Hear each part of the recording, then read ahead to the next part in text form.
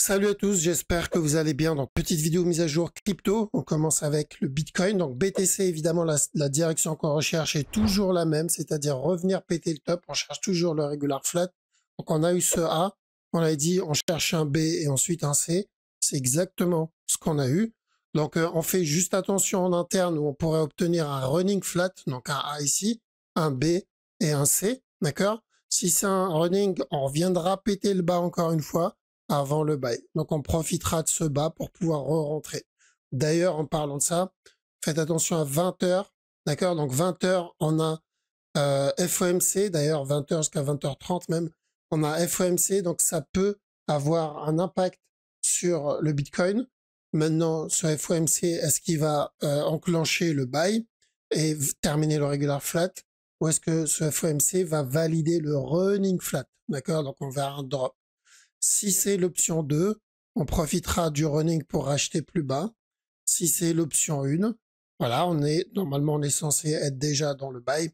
Et l'objectif, c'est de revenir péter le top précédent, donc les 110 000 $.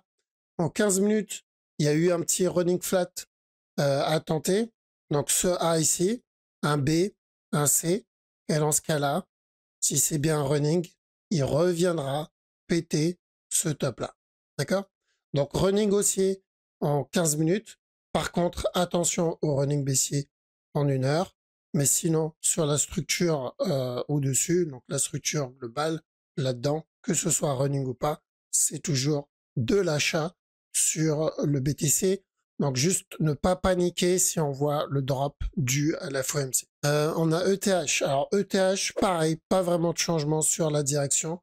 L'objectif, évidemment, c'est de revenir tester le top après avoir terminé ce régular. Donc là, on revient tester les 4100 $ à peu près.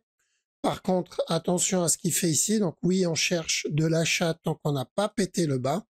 On cherche un up, pardon, qui reviendra péter le top précédent interne. Donc là, je parle du top 15 minutes, c'est-à-dire les 3500 $. Par contre, si on le voit donner justement un flat ici, par exemple, et revenir tester le bas, on cherchera quand même de l'achat pour exactement la même direction et la même structure, sauf que par sécurité, le premier objectif, au lieu que ça soit celui-là, ça va être cette zone. D'accord? Donc la zone des 3700, 3800, et ensuite, le deuxième TP, ça va être le top. D'accord? Donc premier TP, ça va être là, et le deuxième TP, ça va être là. Ça, c'est dans le cas où il revient péter le bas. S'il revient péter le bas, on va devoir juste ajuster notre objectif. D'accord? Mais sinon, la direction, toujours la même. On cherche la fin du regular flat pour ensuite revenir péter le top. On a BNB. BNB, on cherche l'achat aussi. Pas de changement là-dedans. Donc, ceux qui veulent tenter ce mouvement-là, alors déjà juste avant, donc l'objectif ici, c'est de revenir péter les 800 $, c'est ça? Ouais, revenir tester les 800 $. Donc que ce soit tout de suite ou même après avoir pété le bas, c'est pas très grave. C'est toujours haussier sur le BNB. Ceux qui veulent tenter de l'achat en interne, tenter plutôt le running. D'accord? Ça va être un running 1 heure. Donc ça comme A, un B, donner un C. Donc faire attention dans la zone des 700-710 $. Parce que tant qu'on n'a pas cassé ce top, malheureusement, bah oui, elle risque encore du running. Donc, il faudra bien prendre des TP dans cette zone. Ce qu'il donne ici en interne, donc c'est plus une structure 15 minutes, ça ressemble à un setup en cours. Donc, un A ici. Là, on est en train de faire notre B. Et dans cette zone, on peut tenter le push pour le running, d'accord? Je rappelle, le buy qu'on cherche ici, c'est principalement juste pour le running flat 1 heure, d'accord? Donc, même si notre objectif, c'est le gros top, on cherche d'abord un running parce que s'il valide le running, on aura encore un autre plus bas. On a le dot aussi, donc faire attention à chaque nouveau plus bas. Certes, on a une petite fin de structure qui se fait, donc on pourra avoir notre petit buy qui revient tester les 8 $, mais avant de venir chercher ce move, on doit d'abord venir valider ce running là. D'accord? Donc le A, le B et le C derrière. Et ensuite encore un nouveau plus bas. Donc tant qu'on n'a pas cassé le top là-dedans, on peut chercher de l'achat, mais pareil pour un running flat 15 minutes. Donc l'objectif, c'est les 6, 7 $. Donc running flat aussi sur DOT. Donc qui dit running dit encore baissier après avoir fini le C. Le Litecoin, on peut tenter.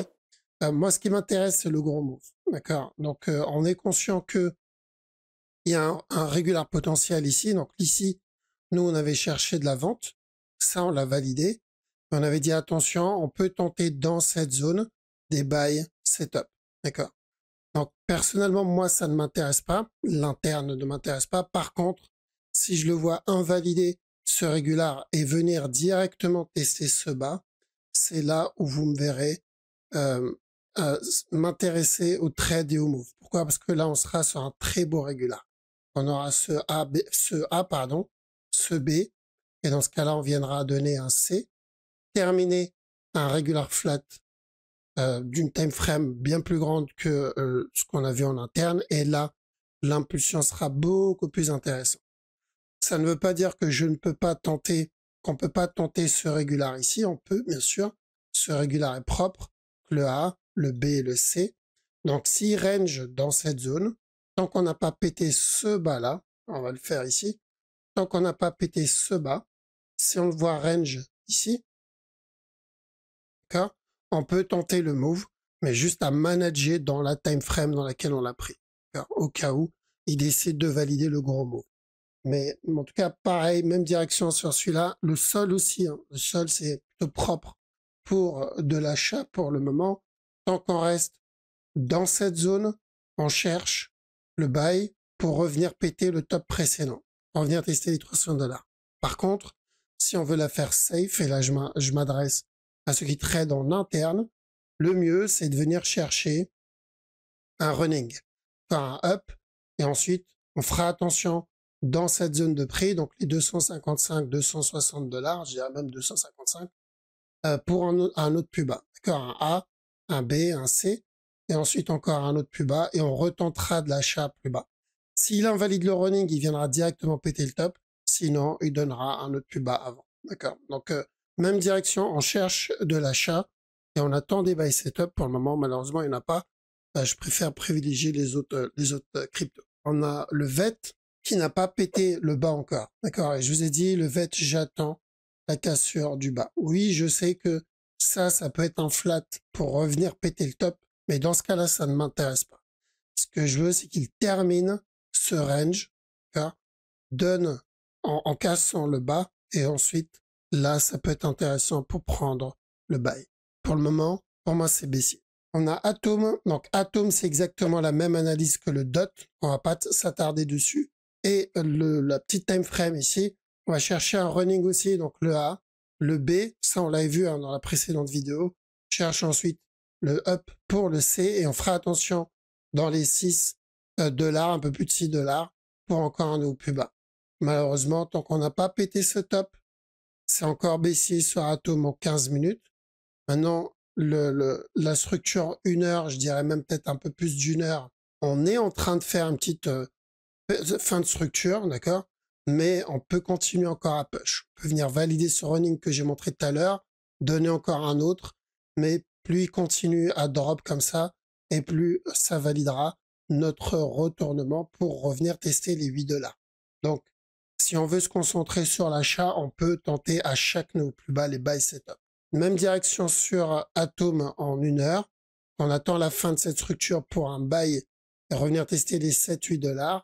Mais pour le moment, on doit faire très attention à ce running tant qu'on n'a pas pété le top. D'accord? Donc oui, on peut tenter le buy, mais attention au drop derrière. Voilà, donc on a fait le tour sur Atom. On m'a demandé de revoir XRP. Alors XRP, on a eu donc le flat ici, contracting. Hein, celui-là, on le valide comme un contracting parce qu'il n'a pas pété le bas précédent malheureusement. Et en interne, ce qu'il donne ici aussi, c'est plutôt correctif.